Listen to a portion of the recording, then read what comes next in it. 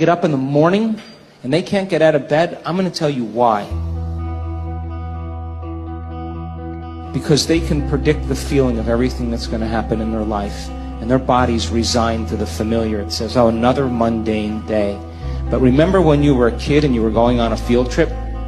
What happened then? You were up and dressed and ready to go before your parents were up.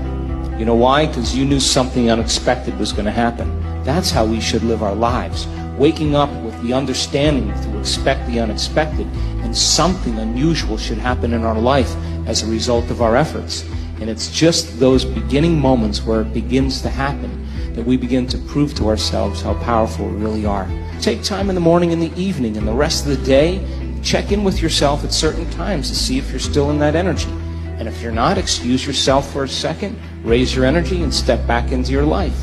If you keep doing that over and over again, you'll become less frustrated, less impatient, less judgmental. It'll just become something of the past, and you'll be someone else.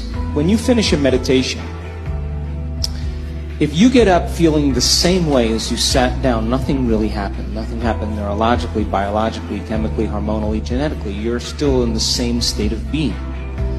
But when you get up and you feel like an elevated sense of self, and your heart is swollen, and you have a clear vision of your future, and your energy's different, the question is, how long can you maintain that state? So you're literally broadcasting a whole new electromagnetic signature in that state.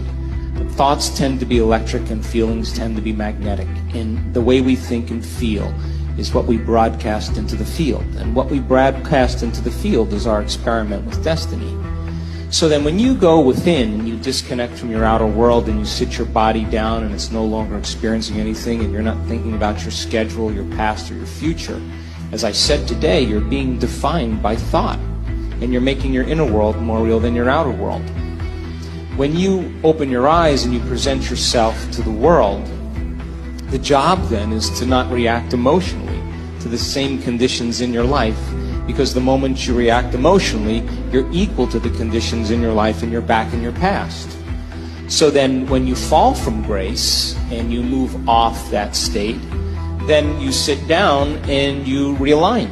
You begin to tune in again and you change your energy again. Now, when I'm going through change in my life, or I have a specific outcome that I want to create, I love to get up early in the morning. That's my time. I'm a 4:30 in the morning guy because that's my time.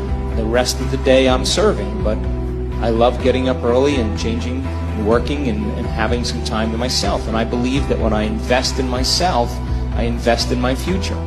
And that time in my morning, nobody bothers me because that's my time. And because of brain waves and brain chemistry, the door between the conscious mind and the subconscious mind is more open. And so if I get up early and I'm kind of between theta and alpha, I don't have to work as hard. I'm not thinking, I just kind of relax into the moment. In the evening, I always ask myself, how did I do? How was one lifetime in one day? Where did I fall from grace? What happened? And so then when I look at seeing how I reacted to someone or something, or I made the choice that I could have made a better choice, I naturally, and we all do this, begin to think, well, if the same situation happened again, how would I do it differently? And that's the act of beginning to come up with a new plan. The act of rehearsing it in your mind begins to install the circuits in your brain, priming your brain so that when the next experience happens, you could modify your behavior to do a better job in life. That's called plasticity. If you decide, okay, if I'm taking time out of my busy life to emulate the divine, a creator, then if I'm going to create something unlimited, I better feel unlimited. If I'm going to do something magnificent, I have to become magnificent. And if you keep doing that over and over again, it will begin to become more readily available to you. It will get easier. And so when we're in that energy all the time, that's when the synchronicities and the serendipities and all those wonderful coincidences begin to happen. And it's those coincidences that are feedback in our environment where the field begins to open doors for us. That's what we want to occur. Now, I have worked on things in my life, and I'm a sincere person. I've worked on things in my life for years. And I always thought it was about the event or the experience I wanted to create. But all along I was changing. And when I finally reached the point where I could care less if I could have the experience is the moment it happened. But all along, the divine, the loving intelligence, this mother-father principle, of course, it's observing us into life. We are vitalistic, energetic beings that when we begin to unify all these principles that we're talking about, you can't get this in one sitting. You can't. You have to keep understanding it, keep reviewing it, keep redoing it, keep experiencing it. And the new experience then causes you to dream in a way you would have never dreamt before unless you had that experience. And that's how God gets to know itself. So then, I don't care what meditation you do, I just like the fact that you're connecting. And the more you connect and the more whole you feel, the more natural it becomes. And then, of course, the next experience then causes you to dream in another way. And what I know from my own experience and many students, it's not about material things.